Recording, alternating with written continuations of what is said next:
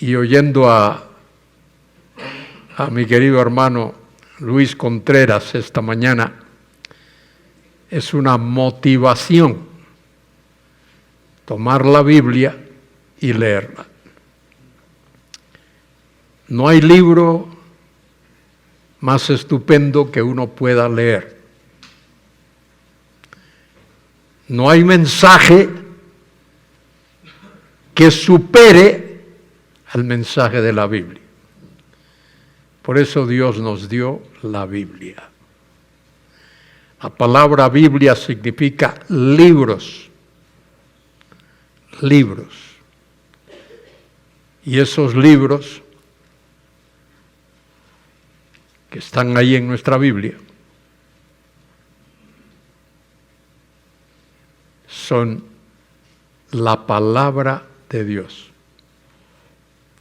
autoritativa, infalible. ¿Qué significa autoritativa? Que tiene autoridad. ¿Dónde radica la autoridad de la Biblia? Radica en Dios. Lo que la Biblia dice es lo que Dios dice. Todo lo que Dios nos ha dicho para nuestro beneficio está en la Biblia. La palabra de Dios. La Biblia tiene autoridad. Autoridad del cielo, autoridad de Dios. Hasta el diablo lo reconoce.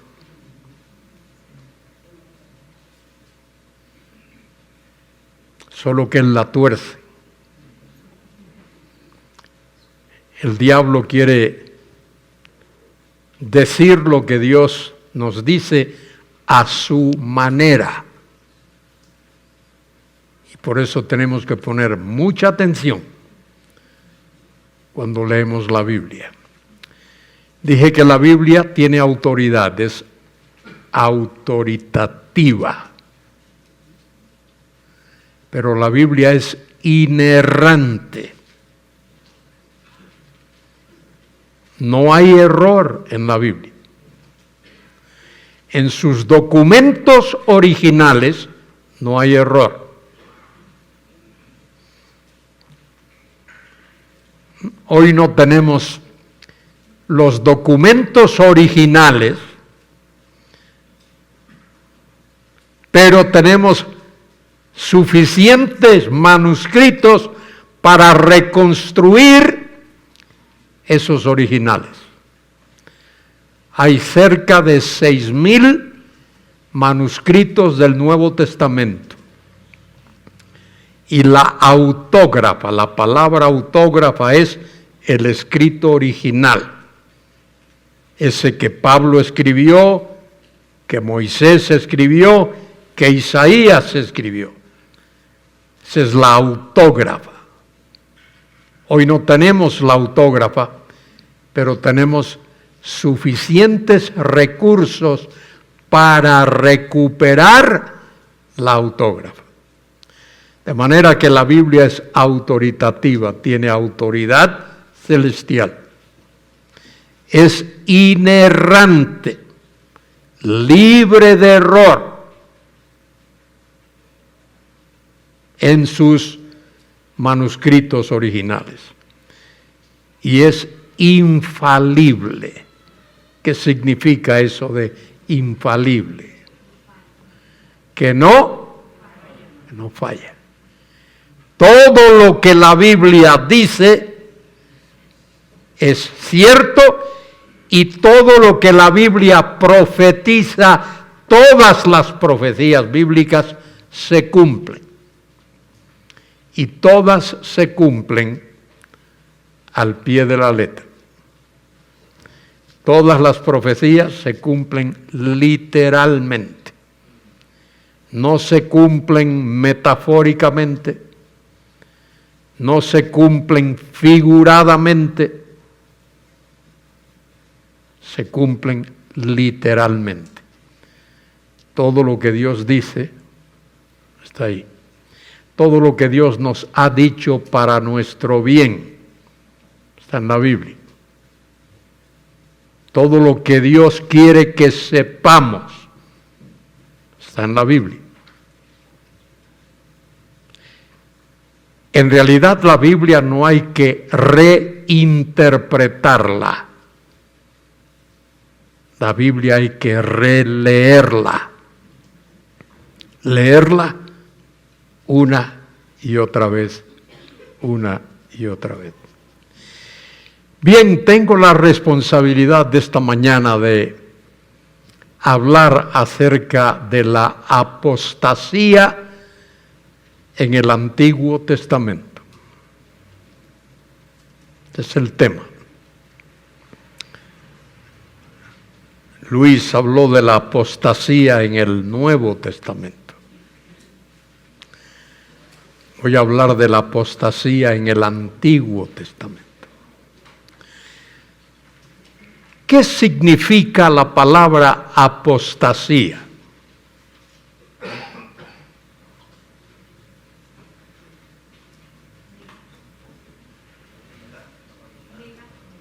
¿Qué significa? La palabra apostasía, fíjese en esto. Apostasía es un vocablo que aparece relativamente hablando pocas veces en la Biblia. El vocablo apostasía se encuentra pocas veces, relativamente hablando, en la Biblia. Uno esperaría encontrarla muchas veces. La palabra apostasía, tal como la tenemos en castellano, pasa a nuestro idioma del idioma griego. Y en el griego es exactamente igual que en castellano. Se deletrea exactamente igual. De manera que la palabra ha pasado al castellano letra por letra. A eso se le llama transliteración. El vocablo ha sido transliterado. Letra por letra ha pasado del griego al castellano. ¿Qué dice el griego? Apostasía. Igual que en castellano, apostasía. Esa palabrita significa un alejamiento, una partida. En un sentido, la palabra significa éxodo, un éxodo. O cuando un barco deja el puerto. El capitán da la orden, leven anclas, y el barco sale, deja el puerto. Eso es un éxodo, y en un sentido es una apostasía. Quiero que entendamos esto, porque durante estos días, 2 o 3 días, se va a hablar mucho aquí de apostasía, pero siempre es bueno, es saludable, pedagógicamente. Es bueno tener una definición. Definir es muy importante. Y es importante que entendamos qué es apostasía, que sepamos definirla. La palabrita es. Generalmente, el vocablo va acompañado de otra palabra. No va solo.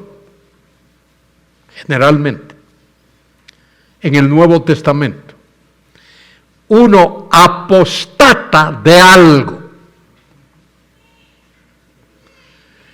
Uno puede apostatar de la familia. Un hombre que abandona a su familia, apostató de la familia. Uno puede apostatar de la iglesia, dejar la iglesia. O uno puede apostatar de la fe, abandonar la fe. A Pablo lo acusaron, en el libro de Hechos 22 está la expresión, de haber apostatado de Moisés. Los judíos acusaron a Pablo de haber apostatado de Moisés, de haber dejado las cosas que Moisés mandó y de haber apostatado de las tradiciones de la nación de Israel.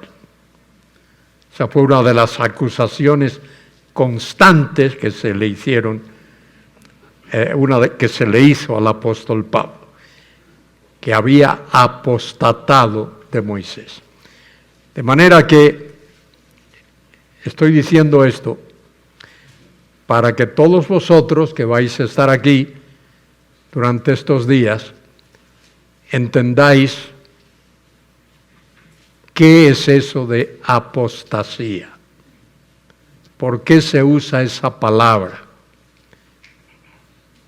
qué énfasis tiene, qué significado tiene, qué valor tiene en estudios teológicos.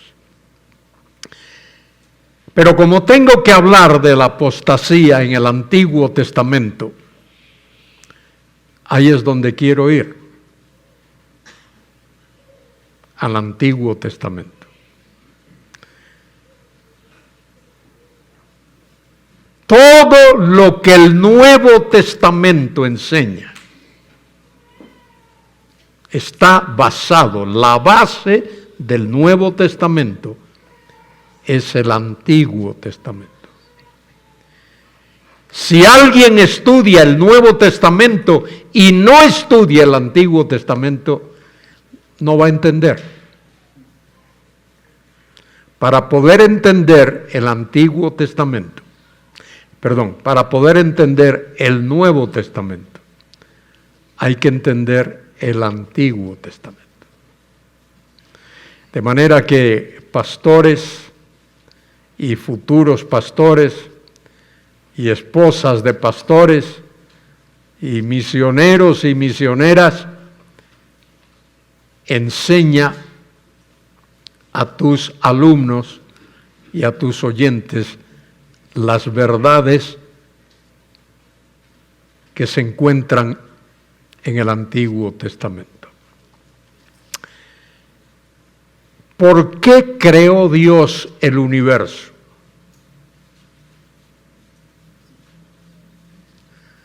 ¿Por qué comienza la Biblia como comienza? En el principio creó Dios los cielos y la tierra. ¿Alguna vez has pensado en eso? ¿Por qué dice así? Génesis 1:1.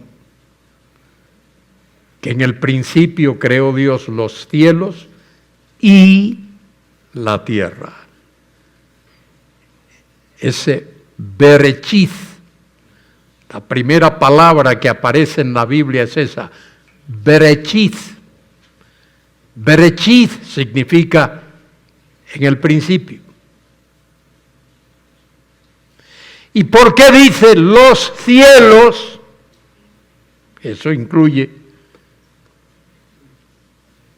un montón de cosas, pero dice y la tierra. ¿Por qué no dice y la tierra y Júpiter y Saturno y Neptuno y Urano? ¿Por qué no menciona los planetas?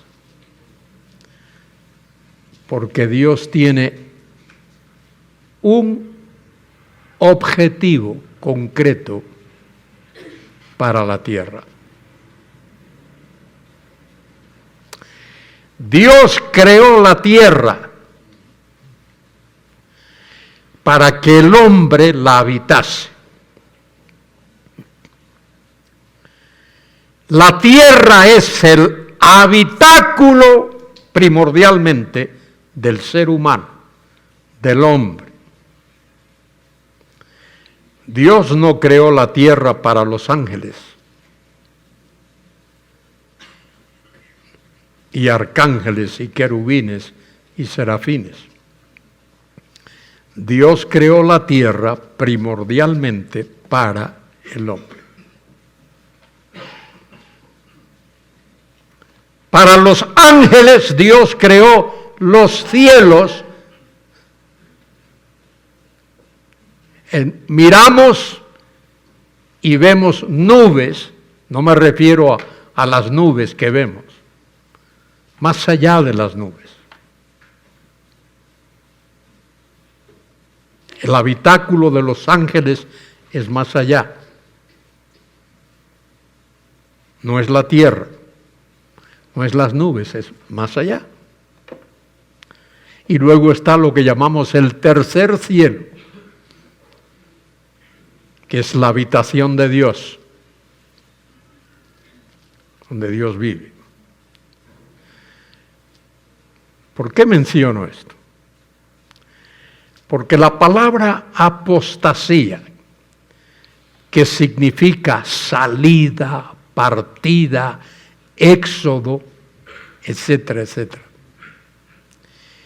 tiene que ver muchísimo, muchísimo con algo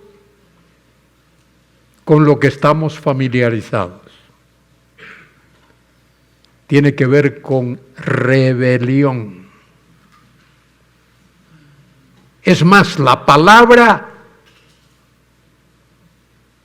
apostasía, las relativamente pocas veces que aparece en el Antiguo Testamento, casi siempre se traduce rebelión.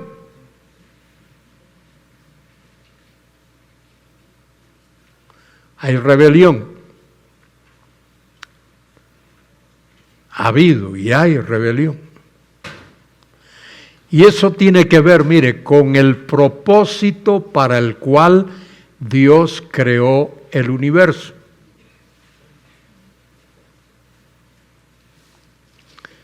Dios creó el universo, la creación, eso que dice Génesis 1, 1 y 2.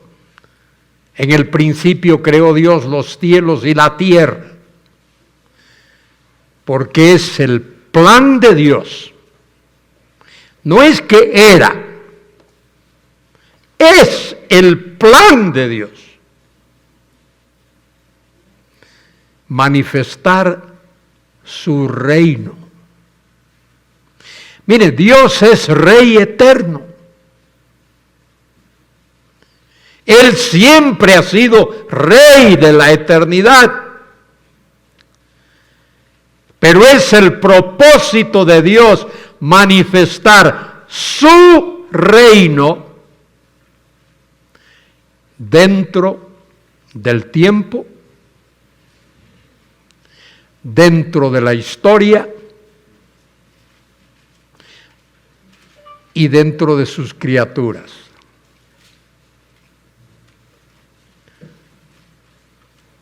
Lo primero que Dios creó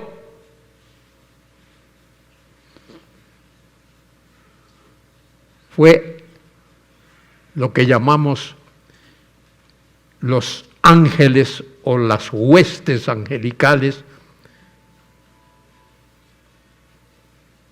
los ejércitos angelicales. Eso fue lo primero que Dios creó.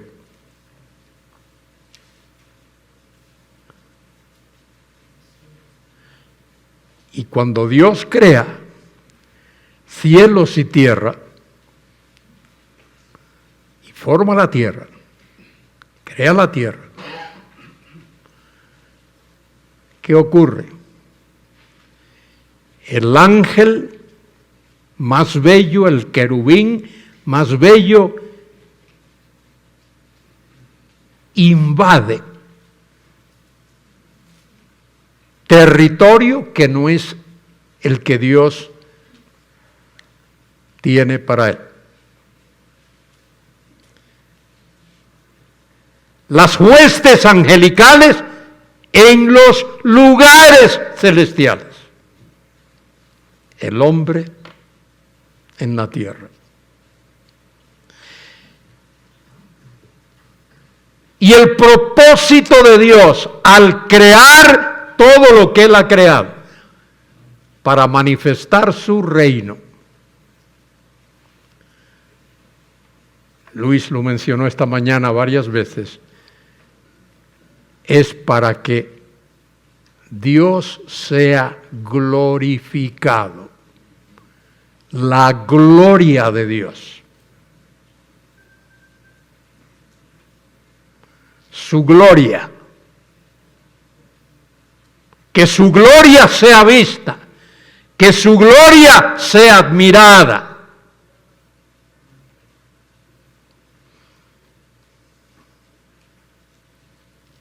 La gloria de Dios. En el Antiguo Testamento, en el hebreo, la palabra gloria, una palabrita muy interesante, kabod. Kabod es gloria. En el Nuevo Testamento la palabra es doxa. Doxa tiene que ver con brillo, con esplendor, con fulgor. Y originalmente la palabra kabod, que es la palabra hebrea en el Antiguo Testamento, significaba algo pesado, el peso de algo. Y de ahí es tomada la palabra, porque la gloria de Dios es el peso de ese resplandor, de esa majestad, de eso que es digno de admiración, ese gran peso. Y poco a poco esa palabra se va transformando hasta adquirir el significado que tiene hoy, gloria. El propósito de Dios de crear la creación, disculpen la redundancia, el propósito de Dios de crear la creación y de crear todas las cosas que Él ha creado es para que su gloria sea vista y su gloria sea alabada y su majestad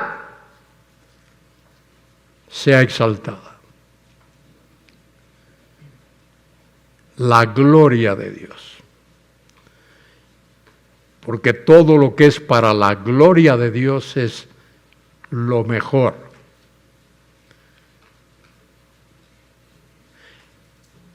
Por eso cuando Pablo habla de el pecado, cuando escribe del pecado, que entra en la experiencia humana, dice, por cuanto todos pecaron. ¿Y qué más? Están destituidos de la gloria de Dios. En la traducción esa, están destituidos, en realidad significa se han quedado cortos de la gloria de Dios. El hombre se ha quedado corto.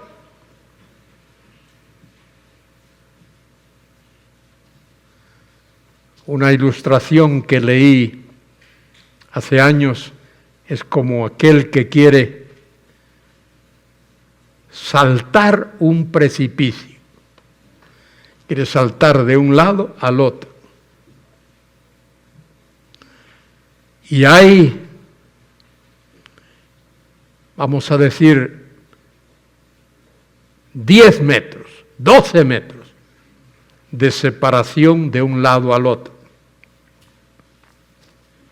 Uno puede saltar y tiene la mala fortuna de que solo salta 5 metros. ¡Pum! Va para abajo.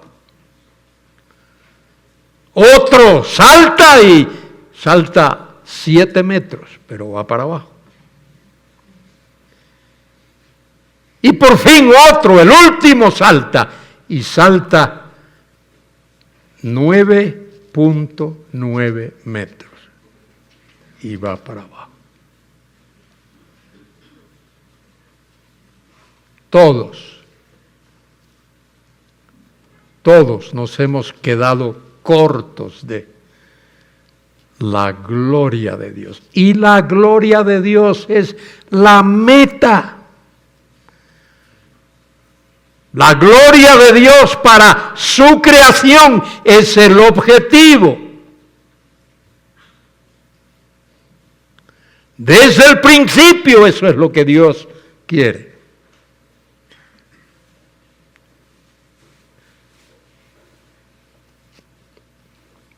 Hablaba hace un momento de Lucifer. Fíjese cómo la palabra de Dios describe esto.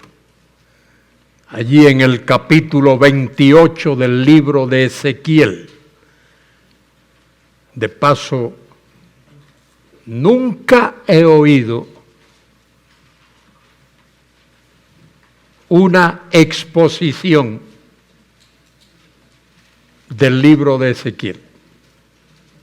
He leído comentarios, no hay muchos, pero nunca he ido a una iglesia donde el pastor haya comenzado con Ezequiel 1:1 y haya expuesto todo el libro. A lo mejor aquí hay alguien que lo ha hecho, pero nunca he ido a una iglesia donde eso haya ocurrido.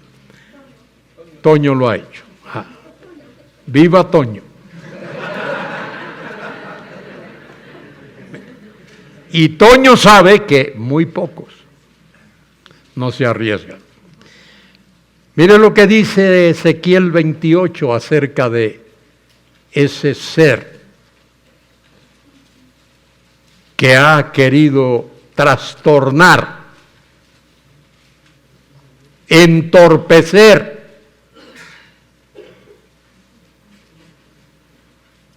la gloria de Dios.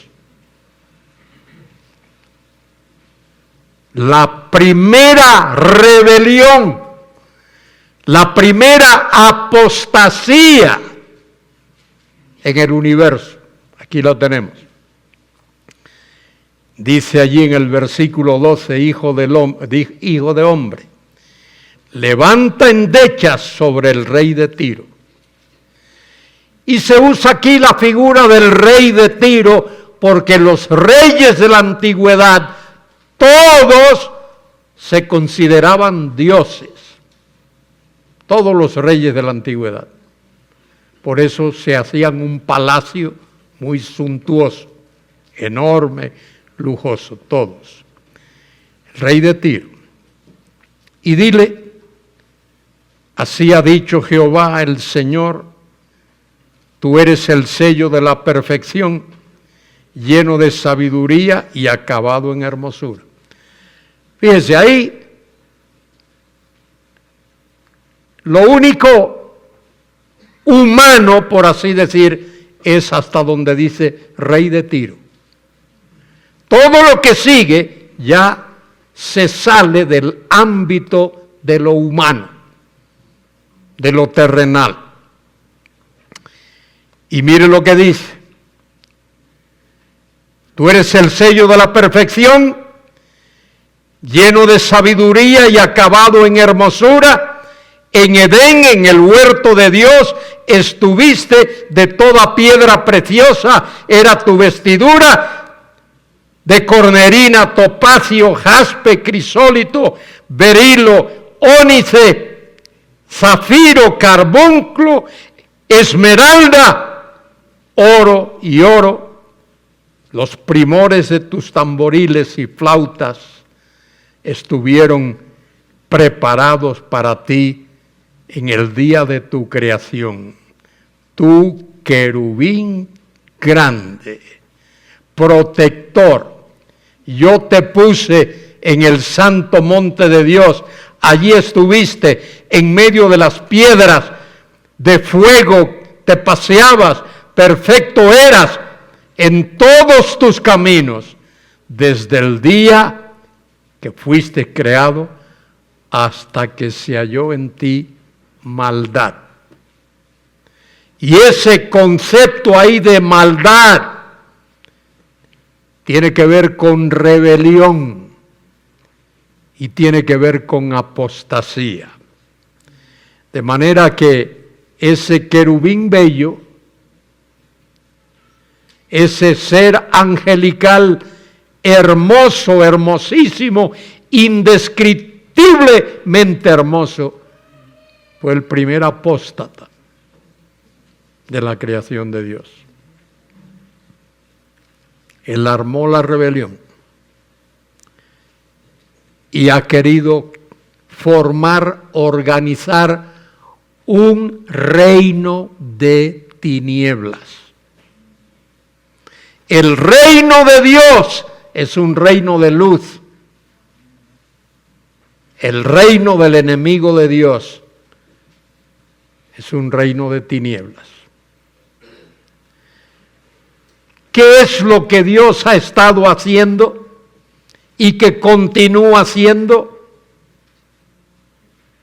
y que lo hará hasta su conclusión?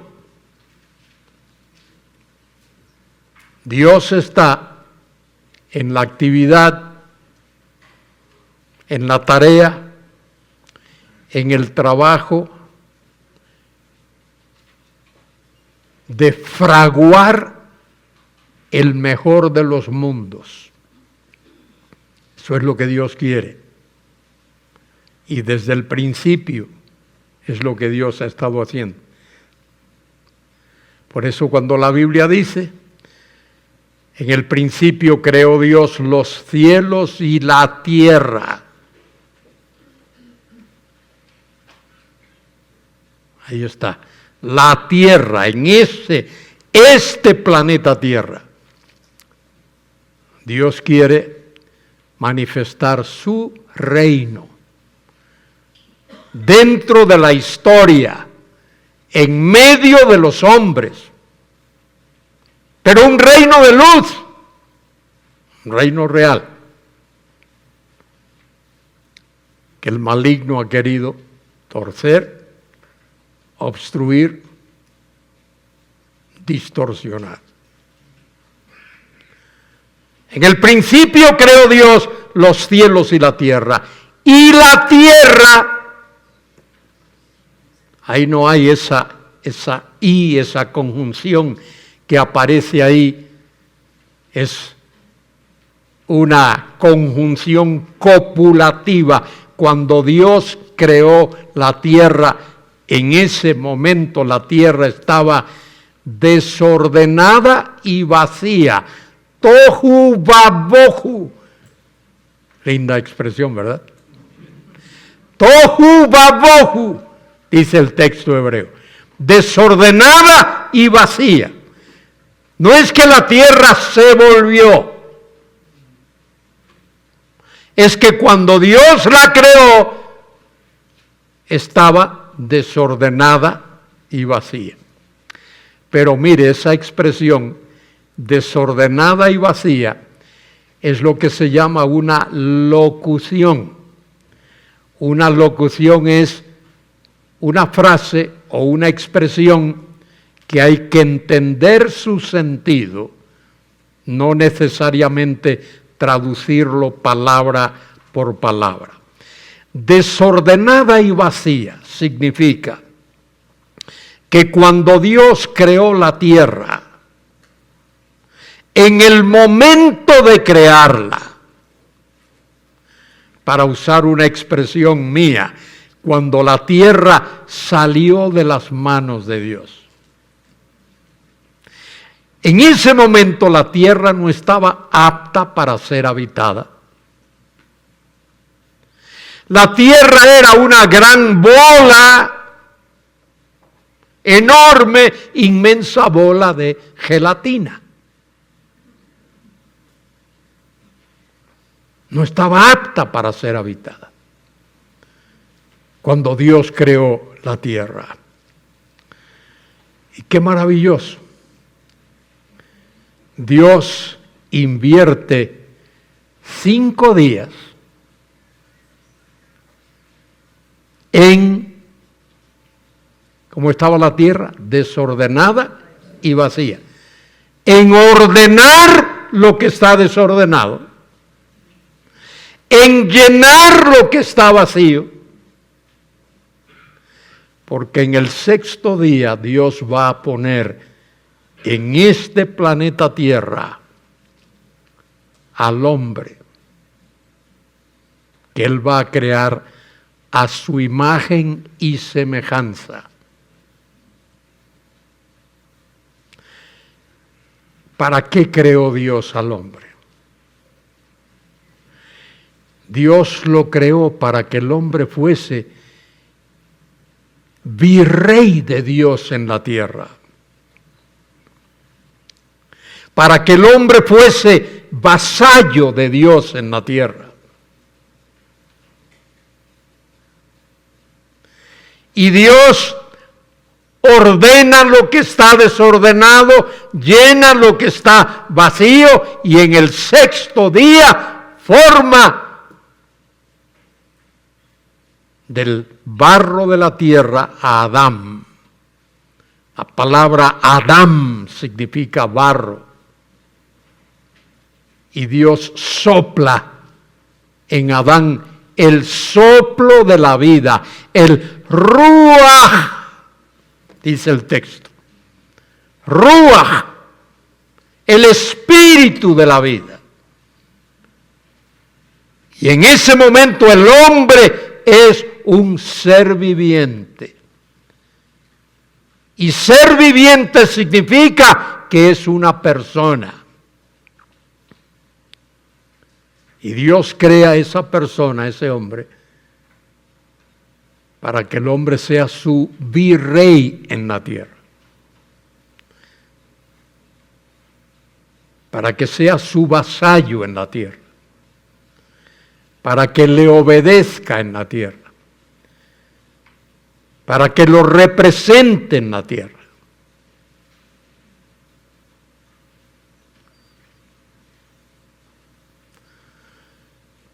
Y allí en Génesis 3 tenemos la historia de cómo ese propósito de Dios que sigue vigente.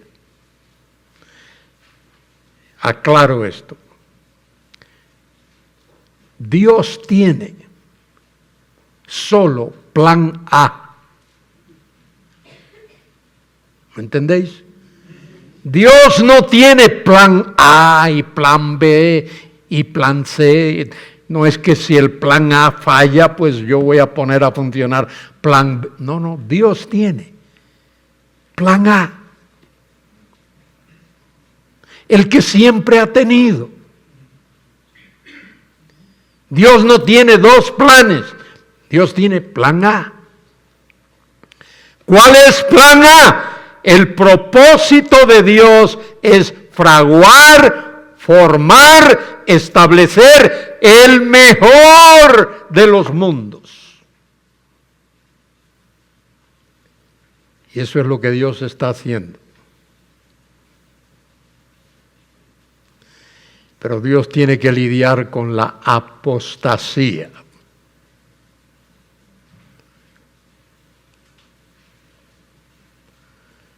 Y esa apostasía significa que Dios tiene que lidiar con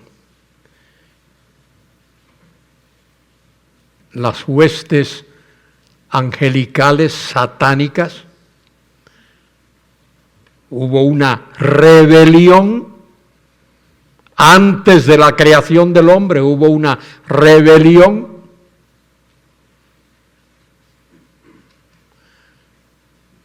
Dirigida, capitaneada por ese personaje que leí de Ezequiel 28.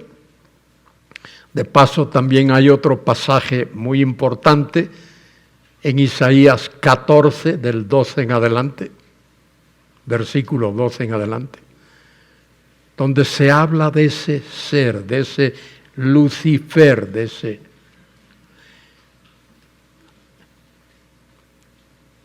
Pregunta que me hacen a cada rato, por internet, por la radio, por carta. Si Dios sabía que Lucifer iba a pecar, ¿por qué lo creó? Me lo hacen constantemente. Si Dios sabía que Adán iba a pecar. Señores, mire, no es que Dios sabía que Lucifer iba a pecar. A lo mejor hay algún, o más de uno, teólogo liberal que dice, no, es que Dios no sabía. No es que Dios solo sabía, es que ese es el plan de Dios.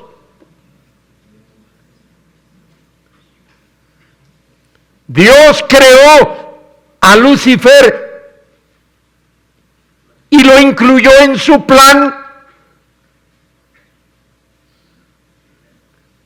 No solo sabiendo que iba a pecar, sino que ese es su plan. Dios creó al hombre no solo sabiendo que iba a pecar, sino que ese es su plan. ¿Por qué? Porque el propósito de Dios es destruir el mal. Y para que el mal pueda ser destruido, tiene que existir.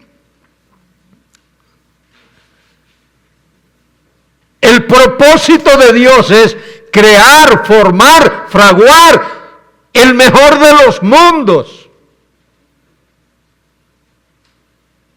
Y para que eso pueda hacerse, Dios tiene que derrotar el mal, y Dios tiene que derrotar el pecado, y Dios tiene que derrotar la maldad, y Dios tiene que derrotar la rebelión, y Dios tiene que derrotar la apostasía. Todo lo que es rebelión. Y cuando Dios termine, todas las criaturas van a estar sometidas a Él. Pablo lo dice allí en Filipenses 2.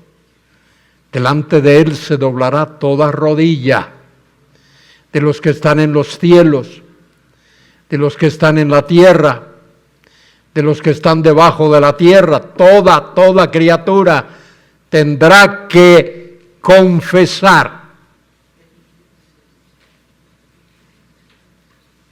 ¿Qué cosa? Al unísono, un grito cósmico, todo el universo va a oír lo mismo. Jesucristo es el Señor para la gloria de Dios Padre. Tremendo será eso. Mamacita mía de mi vida. De paso, yo no sé cuántas veces uno lee la Biblia y lee un versículo de la Biblia y de pronto ese versículo le pasa así, hasta un día que uno lo lee y dice, caramba, mira, no me había dado cuenta de esto. Eso me pasó a mí mucho con Hebreos capítulo 2. Hebreos capítulo 2. Ese es otro libro que se estudia poco, la epístola a los Hebreos. porque algunos no estudian el trasfondo y entonces creen que Hebreos está enseñando que alguien puede perder su salvación. Mire lo que dice Hebreos capítulo 2. El capítulo comienza con un por tanto. Ese por tanto significa sobre la base de todo lo que os he dicho antes. Es necesario que con mucha más diligencia atendamos a las cosas que hemos oído, no sea que nos deslicemos. Si no prestamos atención, resbalemos. Apostasía. Porque si la palabra dicha por medio de los ángeles fue firme, ¿cuál fue la palabra dicha por medio de los ángeles?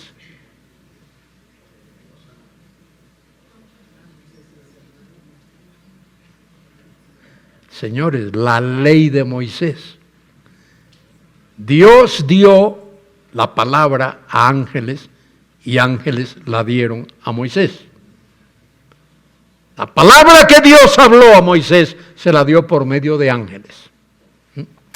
Bien, dice allí, porque si la palabra dicha por medio de los ángeles fue firme, y toda transgresión y desobediencia recibió justa retribución, ¿cómo escaparemos nosotros si descuidamos una salvación tan grande, la cual, habiendo sido anunciada primeramente por el Señor, nos fue confirmada por los que oyeron? Porque estos son creyentes de la segunda generación, testificando Dios juntamente con ellos, con señales y prodigios y diversos milagros y repartimientos del Espíritu Santo según su voluntad. Y ahora viene el versículo 5. Mírelo ahí, que dice: porque no sujetó a los ángeles el mundo venidero. Este mundo, en el plan perfecto de Dios, este mundo en el cual tú y yo vivimos, está sujeto a ángeles. No nos damos cuenta de eso. El presidente de España, voy a comenzar por España, tiene a un ángel perverso que lo aconseja. Y supongo que el presidente de México, lindo y querido, también tiene algún ángel perverso y maligno que lo aconseja. Escúchenme, todos los gobiernos de la tierra, todos, sin excepción,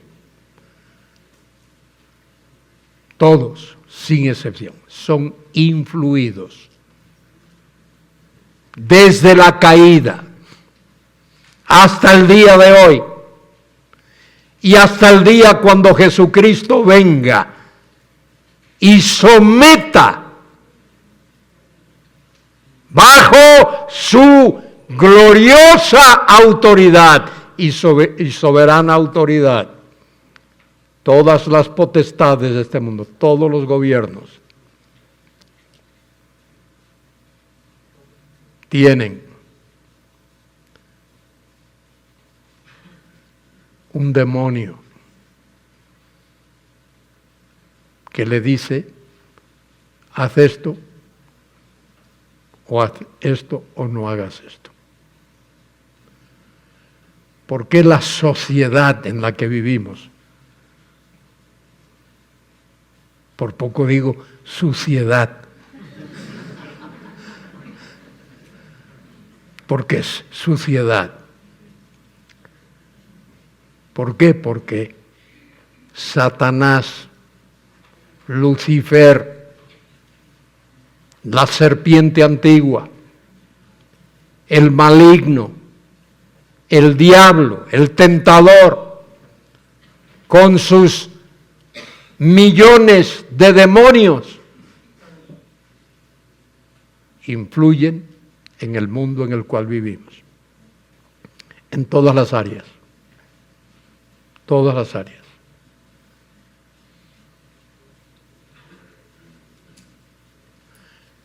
Por eso tenemos que, bueno, no por eso, pero esa es una razón poderosa por la que creo en la soberana elección de Dios. Porque si no fuese por la soberana elección de Dios, nadie en este mundo sería salvo. La soberana elección. Bueno, ¿qué dice ahí? Porque no sujetó a los ángeles el mundo venidero. El mundo venidero es el mundo del Mesías. El mundo venidero es aquel que va a ser establecido en esta tierra cuando Cristo venga. Digan lo que digan por ahí, no estamos en el reino ahora.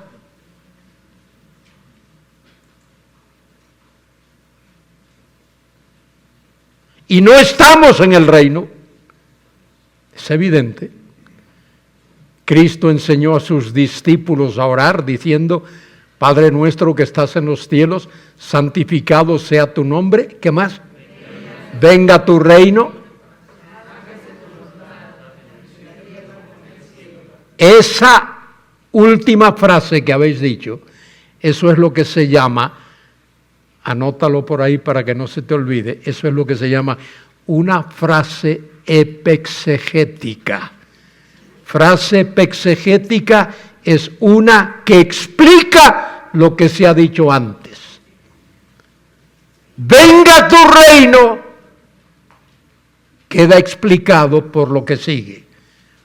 Hágase tu voluntad en la tierra tal como es hecha en el cielo. Cuando el reino venga, la voluntad de Dios será hecha en la tierra como en el cielo. Una cosita más. Todo lo que he dicho en esta mañana es preparatorio para lo que diré en algún otro momento en alguna otra conferencia. El propósito de Dios es manifestar su gloria eterna dentro de la historia, dentro de los hombres y en esta tierra en la cual estamos viviendo. Y eso lo vemos desde el principio.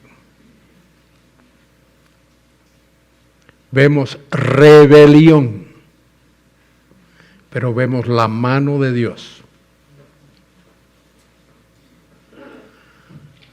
Génesis 1 y Génesis 2, la creación.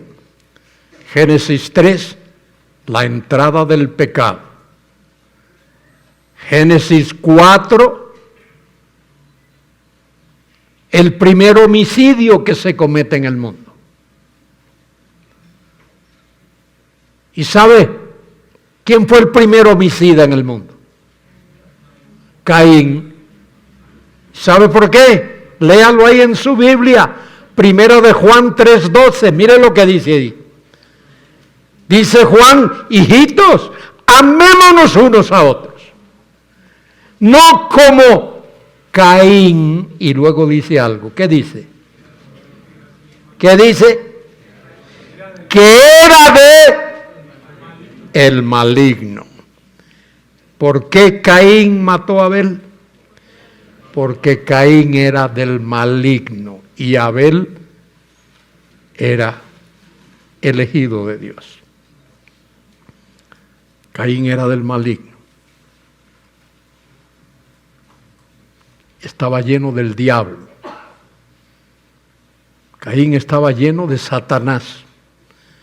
En este mundo, hermanos y hermanas, en este mundo, en realidad hay dos grupos de personas. dos. Hay los que son simiente de la serpiente, el diablo, y simiente de la mujer. Son los dos. Solo esos. Simiente de la mujer tiene que ver con esos que Dios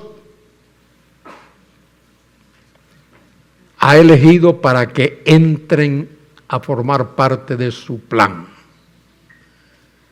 Simiente de la serpiente es la tremenda cantidad de personas en este mundo que son rebeldes contra Dios. Y apostasía tiene que ver con rebelión. A veces limitamos la palabra a la iglesia. Gente que sale de la iglesia o se va de la iglesia que nunca formaba parte de la iglesia. Pero apostasía tiene que ver con rebelión. Mateo habla de eso en el capítulo 13 cuando registra allí las parábolas del reino que le llamamos. Hubo 8 parábolas, son 8. 7 de ellas los discípulos no tuvieron problema. Entendieron al Señor. Pero hubo una que los deslumbró. Y tan pronto Jesús terminó, lo llamaron aparte. Señor, explícanos esta parábola. No le preguntaron de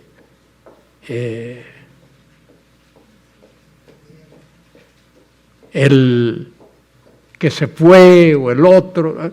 Esa parábola. ¿Cuál? El trigo y la cizaña. A veces esa parábola se usa mal, predicadores sin darse cuenta, cuando alguien en la iglesia está chismeando, le dice, te está sembrando cizaña. No tiene nada que ver con eso. Cuando los discípulos le dicen, Señor, explícanos esta parábola, Cristo les dice, miren, esto es lo que es esta parábola. La buena semilla son los hijos del reino que el Hijo del Hombre plantó. La buena semilla habla de personas.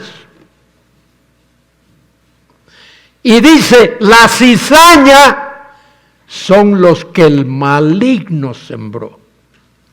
Son los hijos del diablo. En este mundo hay hijos del diablo. En este mundo hay personas a las que no importa lo que tú le digas, no entienden, ni quieren entender, ni oyen, ni quieren oír. Pero ahora hay aquellos que tú les hablas y quieren oír más y saber más y saber más.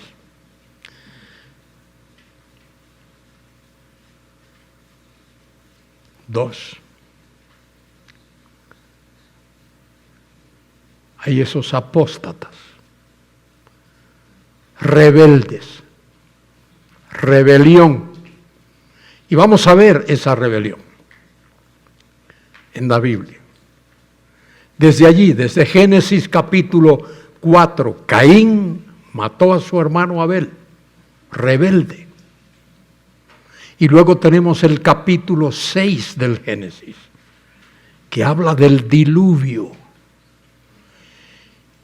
Los que perecieron en el diluvio era gente malvada.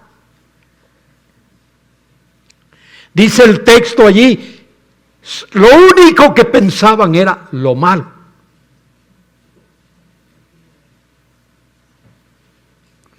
De tal manera que a Dios le pesó en su corazón. Dice allí, se arrepintió, pero no, Dios no se arrepiente. Él no es hombre ni hijo de hombre para que se arrepienta. Le pesó en su corazón. Eso es una manera de hablarnos de que Dios es sensible a la condición humana y a la pecaminosidad humana. Y fíjese, Noé predicó 120 años. Y la gente lo único que hizo fue burlarse de Noé. Burla. Rebelión, rebeldía completa, total. Y solo Noé, su mujer, sus 3 hijos y la esposa de cada uno de ellos. 8 personas en total. ¿Sabe lo que es eso? 120 años predicando y que solo 8 personas. Bueno, en este caso 7, quitando a Noé, que es el siervo de Dios. 7 personas. Es tremendo. Y de paso, esa gente,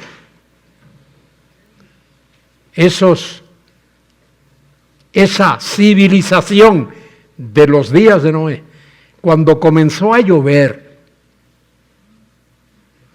y cuando el arca comenzó a flotar,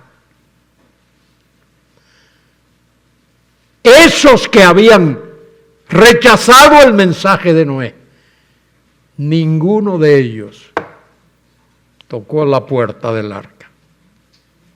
Ninguno. Esos no tenían interés de ninguna clase. A veces evangelistas hablan de que bueno, que ninguno tocó la puerta. Cuando Dios cerró la puerta, la cerró. Y no había ningún, si hubiese habido uno que se hubiese arrepentido y hubiese querido entrar, Dios lo hubiese hecho entrar. Ninguno. Todos perecieron. La gran apostasía. Gran apostasía. Y luego después vemos lo que ocurre en la Torre de Babel, otra gran apostasía. Y Dios está preparando el camino, porque Dios va a llamar a un hombre llamado Abraham, y con él va a establecer un pacto incondicional. Y en ese pacto incondicional está incluido la venida del Mesías al mundo. El Mesías que viene y vino a librarnos. El Hijo del Hombre,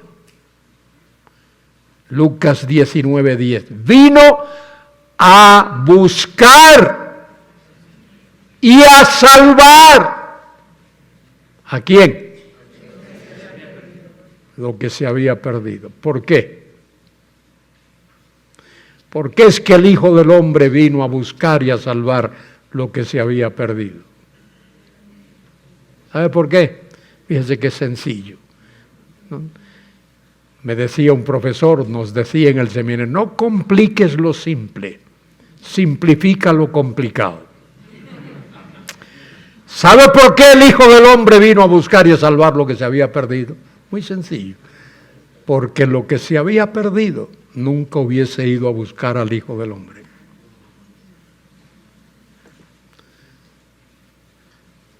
Por eso es que Dios viene a este mundo.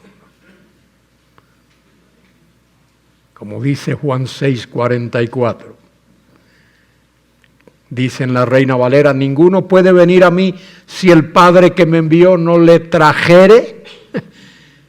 El verbo traer ahí es un verbo que significa arrastrar. Ninguno puede venir a mí si el Padre que me envió no lo arrastrare. Dios tiene que arrastrar a pecadores que vengan a Él. Muy bien.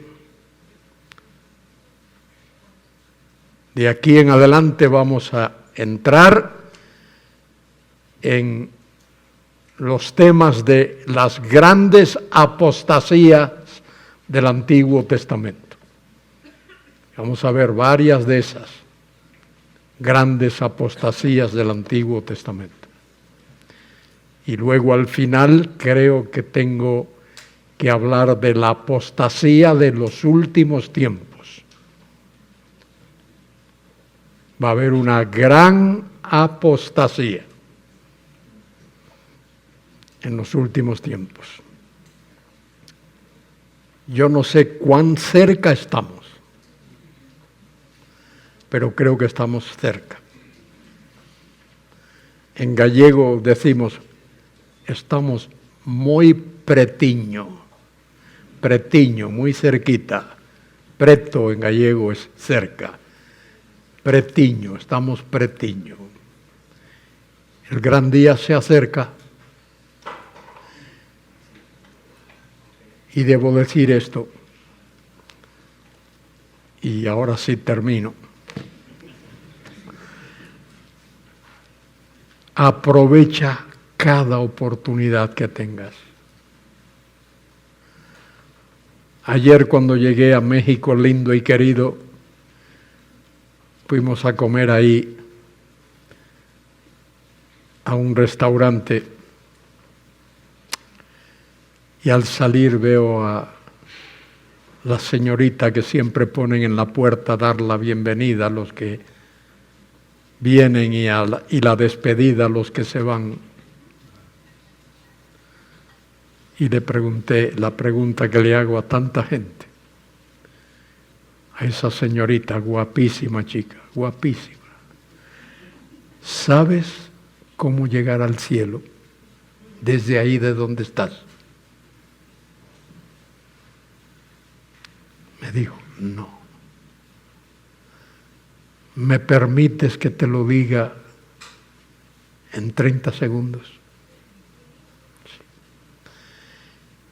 Sí. Y no gasté más de 30 segundos en compartirle el Evangelio. Y le dije, mira, vas a tener momentos aquí en que no vas a tener a nadie, a ningún cliente, nadie que te robe el tiempo. Habla con Dios así como estás hablando conmigo ahora.